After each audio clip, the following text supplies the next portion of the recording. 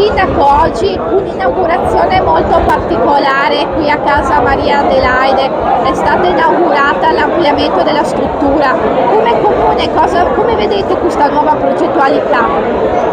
Beh, è un piacere intanto esserci qua oggi come sindaco, ma anche come amministrazione e anche come diciamo uno che spesso si reca in questa famiglia, io la chiamo famiglia, appunto perché, come dicevo prima, è sempre un piacere moralmente venire qui a trovare questi ragazzi.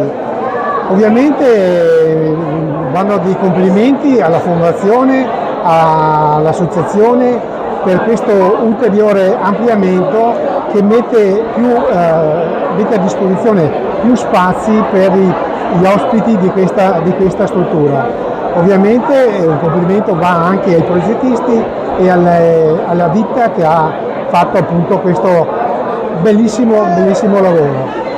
Casa Maria Adelaide per Vidor, per il comune di Vidor, è un fiore all'occhiello, perché anche quando andiamo fuori del territorio ci conoscono Vidor, sì, e abbinano Casa Maria Adelaide.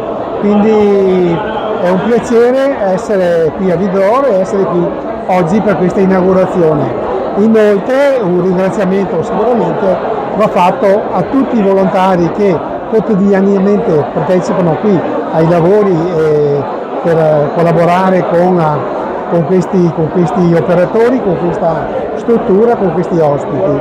E ovviamente un ringraziamento vivo da parte dell'amministrazione comunale a tutti i volontari, ma anche a tutti coloro che hanno contribuito per questo eccelso lavoro.